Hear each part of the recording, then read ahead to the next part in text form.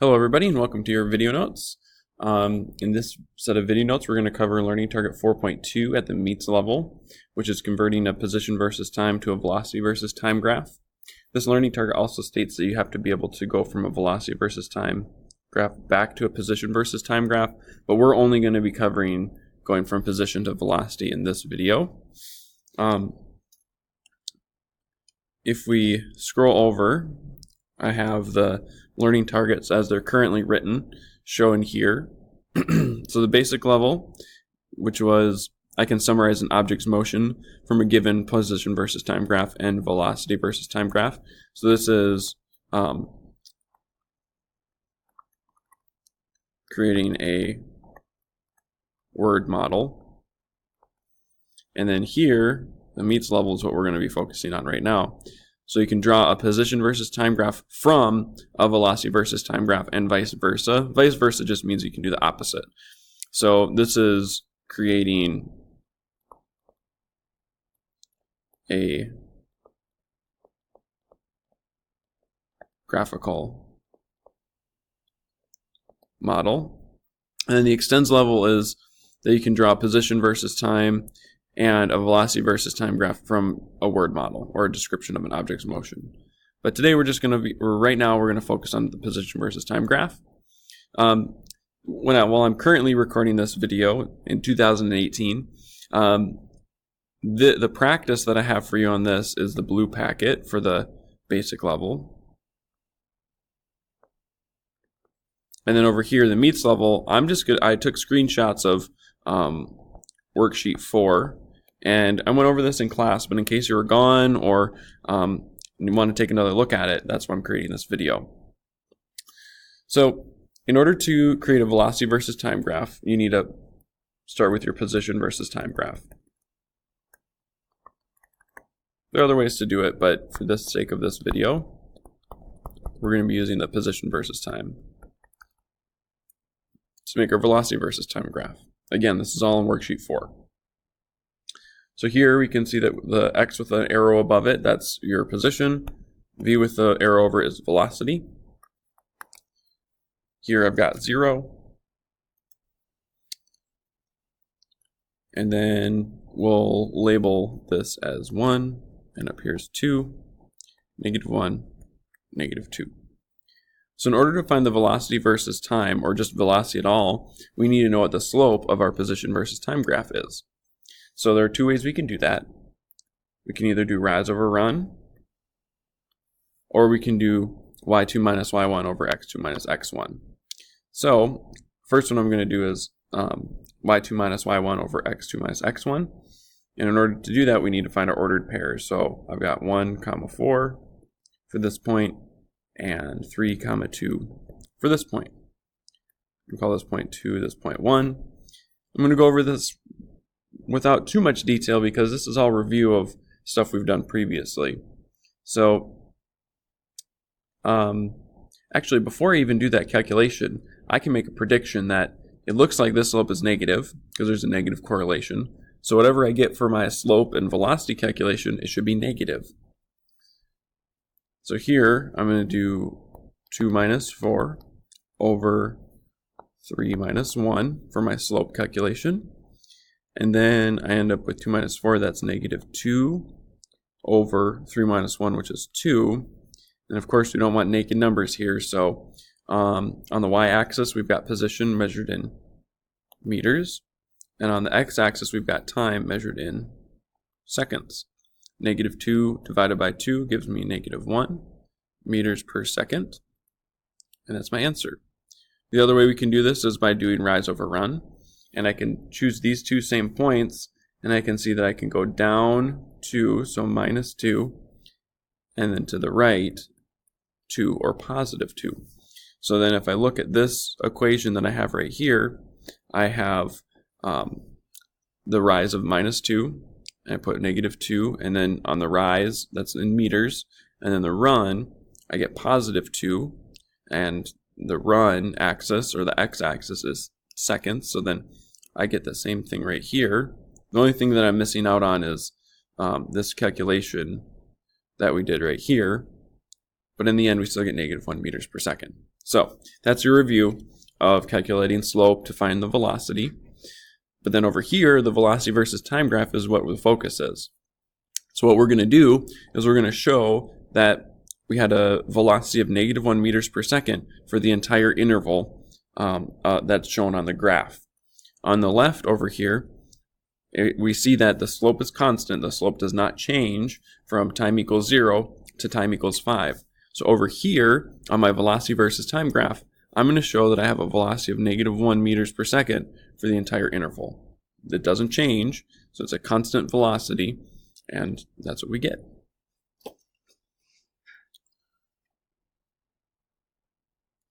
Next problem, I'd like you to try to do this one on your own, and then, so go ahead and pause the video, try this one on your own, and then I'm going to just go ahead and, in a few seconds, I'll just put the answers onto the screen and I'll explain how I got them. So go ahead and pause, try it on your own. Okay, so here I have my 2 points that I used to calculate my slope. It's probably different than the ones you used, but that's okay, we should still get the same answer. So I chose 0, 2, and 4, 4. Did my y2 minus y1 over x2 minus x1. Got 2 meters divided by 4 seconds, and I got 0.5 meters per second. I also showed how you could possibly show your work for calculating this with rise over run. I went up 2, so I did +2, and then over to the right 4, +4. And then then you would just have to skip this step here and go over to here. And that's where you'd find your, show your work. So regardless of which method you use, you have to show your work somehow, so I know how you got your answer. Then the slope is constant over the entire time interval, so I have 0.5 meters per second. So I would show that by just having a straight line going across like so. Because at any point in time on my position versus time graph, the slope is 0.5 meters per second. So then that's why I have my velocity versus time graph over there on the right. Number 3, you'll notice that there are 2 parts to this graph. I'm going to label them part 1 and part 2. So we're going to have to do 2 different slope calculations. For this one, I'm going to be a little bit more fast and loose because at this point I feel like slope shouldn't be as big of a deal.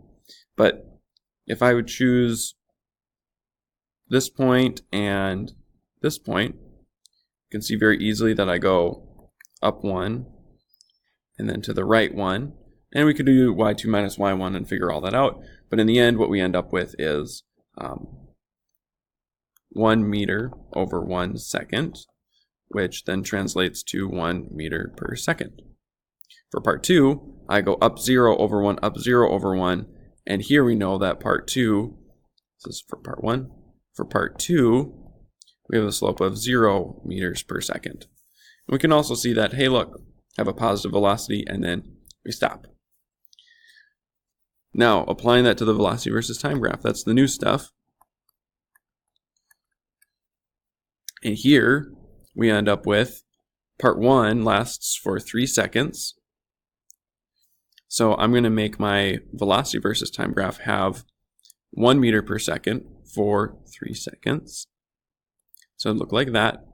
And then for the last 2 seconds, so going from 3 to 5, I'm going to have a velocity of 0. And then I like to put a dashed line here to show that there's a sudden and discrete change in velocity. Discrete meaning completely separate, not sneaky.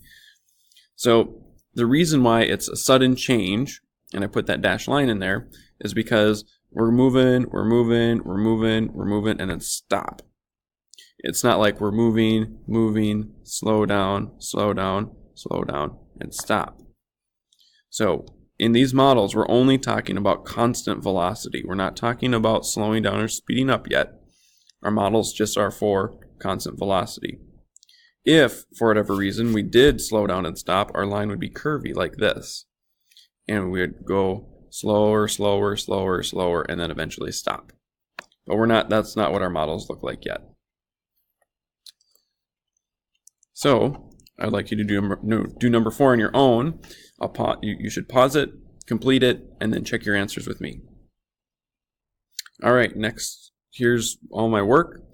So I've got part 1 and I've got part 2. And one thing I should have mentioned before I did all this work, you can predict what you would expect to have your answer be. For part 1, it looks like we should get a positive answer. For part 2, we should get a negative answer. And part 1, the slope is much steeper than it is than part 2. So our value for number 1 should be greater than the value for number 2. Number 2 should be moving slower, but in the negative direction. And it turns out that our numbers do that exact thing. Number 1, I got a slope of 2 meters per second and positive. And for number 2, I got a slope of negative 1 meters per second and negative. So that fit what the prediction should have told us. Part 1, it looks like lasts for 2 seconds. So for 2 seconds, I'm going to have a velocity of positive 2 meters per second. And then for part 2, I'm going to have that last 3 seconds or the rest of the time, and it's going to be negative 1 meters per second. That's what we're going to have. And then, like I said in the last problem, I like to do a dashed line to show that there's a sudden change in velocity. And that's it. Now, on a side note, if we were to, so what happens here is we're going a positive direction fast, and then suddenly we change the direction and we go in the negative. There's no slowing down happening here. We're just suddenly moving slower in the other direction. We know in reality that it's not possible to just change direction and suddenly be going in the opposite direction. So what would happen is